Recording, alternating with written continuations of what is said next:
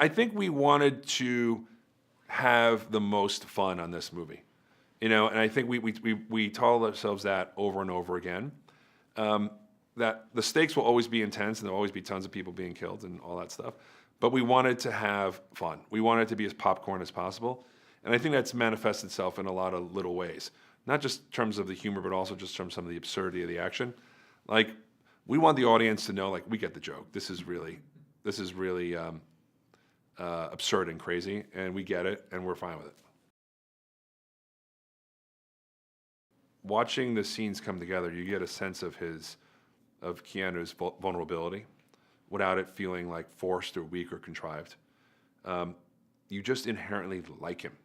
You inherently feel for him. I think that there is a subtlety in his humor, which makes it really, he kind of is in on the joke of the films, but he takes the film seriously. And that's a fine line. He's never winking at the audience, but but you could just get a sense that Keanu the man and John Wick the character, deep down they know this is we're having fun here.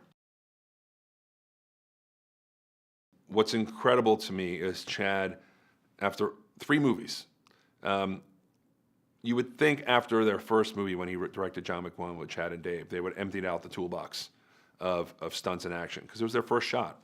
And if it didn't work, they probably would not get a second shot.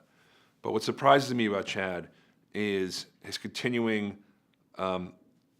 desire to push the envelope in terms of action design, the specificity of it, really the kind of the artwork of it. I mean, really great, beautiful action is a beautiful thing. I mean, the choreography is just where you put the cameras, how you shoot it.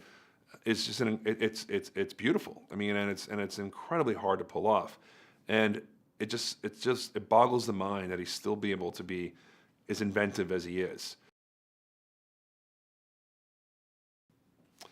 I think people will like that. I think people will love the action. I think people will think, how can they have topped the first and second movie?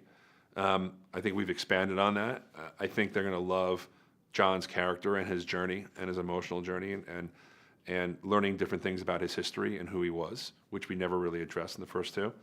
And I think they'll love how we expanded the world building without going too far, and just giving people little tastes and little hints of other missions and adventures and kind of dark alleys to come.